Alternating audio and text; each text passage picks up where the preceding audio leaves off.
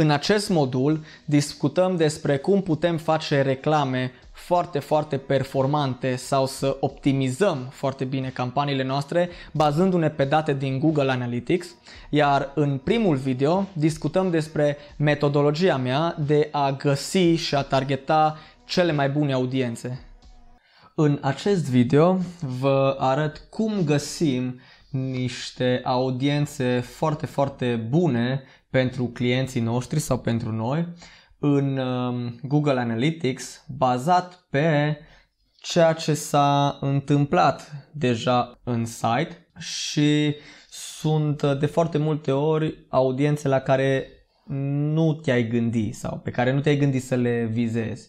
Și cel mai bun mod de a afla aceste audiențe este să intri în Google Analytics, iar în cadrul tabului Audience există subtabul Interest, da? Deci ar arăta ceva de genul Audience, Interest și dăm pe Affinity Categories. Aici vedem foarte multe Affinity Categories și aici vedem foarte multe detalii, cum ar fi numărul total de utilizatori, câți au fost noi, câte sesiuni au fost, care a fost bounce rate-ul, câte pagini au fost în medie per fiecare sesiune, cât a durat fiecare sesiune, numărul de tranzacții, câți bani am făcut sau care a fost volumul de vânzări și cel mai important, rata de conversie sau acel ROI. Bineînțeles, ca să găsim audiențele potrivite, am putea să ne referim la cât am vândut, da? Să zicem, ok, uite, aceasta ne-a adus un număr foarte mare de vânzări, dar, realistic vorbind, ceea ce ne interesează pe noi cel mai mult este această rată de conversie, da? Cu cât este mai mare, cu atât acele audiențe ne aduc un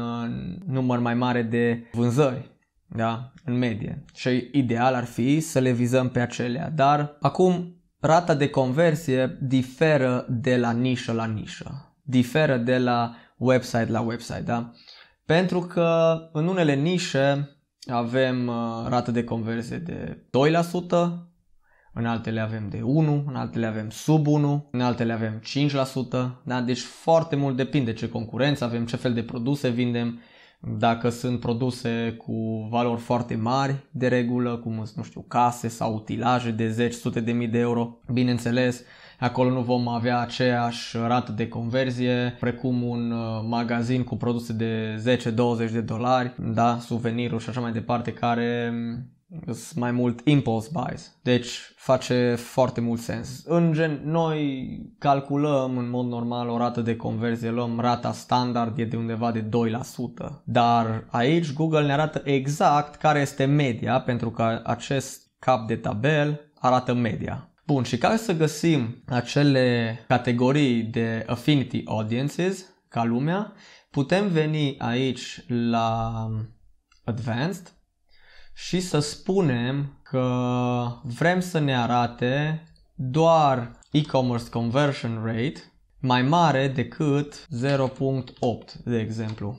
Și dăm apply și bineînțeles avem aici o grămadă de audiențe care sunt mai mari decât 0.8. O problemă ar fi că dacă ne punem să vedem, de exemplu, 5.000 de row-uri, vedem că avem unele cu rată de conversie destul de ok, da, uite, de exemplu 1,5, 1,4, care e cu mult peste 0,7-le nostru mediu, dar care au puține tranzacții, da? Și s-ar putea că aceștia au venit aici din noroc și ca să le găsim pe cele mai bune, oricum, deja avem aici câteva audiențe pe care le-am putea viza cu anumite produse, pentru că acest client vinde o gamă largă de produse, da? De la laptopuri, la aparate de cafea și așa mai departe. Și atunci poate fi un pic mai complicat. Ok, pe ce ar trebui să ne concentrăm mai mult bugetul? Ce audiență aduce cele mai multe vânzări, da?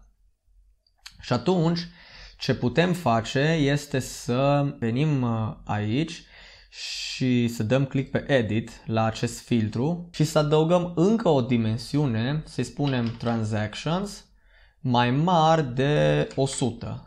Da? Și dăm apply și aici vedem aceste audiențe, sunt doar 13 deja, care au și volum de tranzacții, dar și rată de conversie mai mare decât media. Putem să selectăm, să le vedem în ordine descrescătoare. Da? Și vedem că primele sunt media and entertainment, travel and business travelers și așa mai departe. Avem și shoppers, luxury shoppers. Da? Deci avem o grămadă de insight foarte, foarte valoros pentru noi. Da? Ne arată pentru fiecare câți utilizatori au fost, ce bounce rate au avut. Vedem că au bounce rate foarte, foarte mic. Acești utilizatori au vizualizat multe pagini, ceea ce este foarte, foarte tare. O altă chestie super valoroasă pe care o putem adăuga la filtrul nostru este acest secondary dimension. Da? Deci noi avem aici filtru, dar putem să adăugăm și un secondary dimension și anume age sau vârstă, pentru că